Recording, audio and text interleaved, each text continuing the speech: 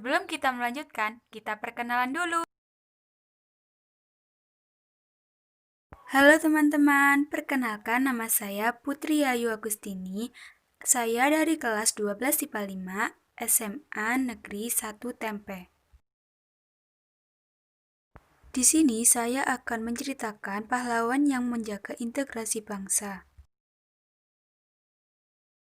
Beliau yaitu Muhammad Yamin.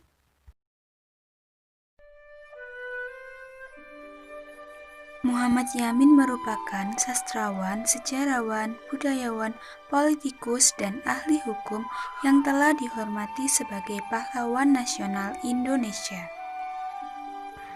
Beliau merupakan salah satu perintis puisi modern Indonesia dan pelopor Sumpah Pemuda sekaligus pencipta imaji keindonesiaan yang mempengaruhi sejarah persatuan Indonesia. Muhammad Yamin lahir di Talawi Sawalunto, Sumatera Barat pada 24 Agustus 1903 dan meninggal pada 17 Oktober 1962 di Jakarta. Beliau merupakan putra dari pasangan Tuanku Usman dan Siti Saadah. Ayahnya memiliki 16 anak dari 5 istri. Saudara-saudara Muhammad Yamin antara lain Muhammad Yaman seorang pendidik, Jamaluddin Adinegoro seorang wartawan, dan Muhammad Amir seorang tokoh pergerakan kemerdekaan Indonesia. Muhammad Yamin memulai karir sebagai seorang penulis pada tahun 1920-an. Karya pertamanya ditulis menggunakan bahasa Melayu dalam jurnal Jong Sumatran Bon. Karir politik dimulai ketika masih menjadi mahasiswa Jakarta. Ketika itu, ia bergabung dalam organisasi Jong Sumatranen Bon. Ia menetapkan bahasa Indonesia sebagai bahasa utama. Peran Muhammad Yamin. Muhammad Yamin mengemukakan pendapatnya mengenai dasar negara pada sidang pertama BPUPKI yang dilaksanakan pada tanggal 29 Mei 1945. Muhammad Yamin mengemukakan 5 dasar negara yaitu pri kebangsaan, pri kemanusiaan, pri ketuhanan, pri kerakyatan, dan kesejahteraan rakyat.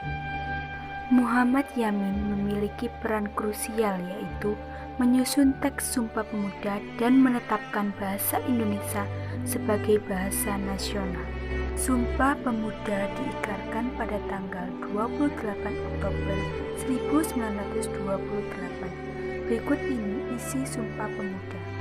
Sumpah Pemuda. Satu. Kami putra dan putri Indonesia.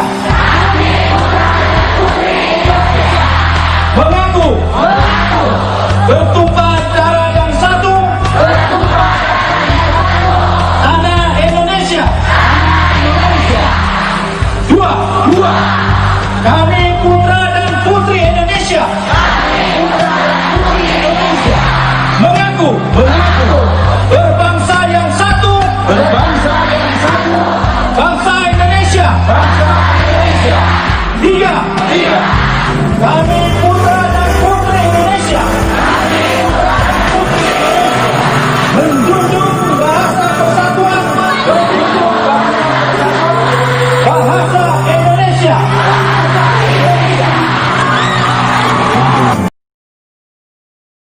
Banyak orang tidak tahu tentang Muhammad Yamin, seseorang yang sangat penting dalam kemerdekaan Indonesia. Beliau pernah menghuni 26 penjara karena sebagai kudeta pertama setelah Indonesia merdeka pada tanggal 3 Juli 1946. Sebuah maklumat yang dibuat dianggap sebagai kudeta.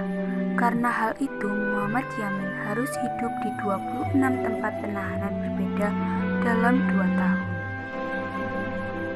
Demikian penjelasan tentang pahlawan yang menjaga integrasi bangsa.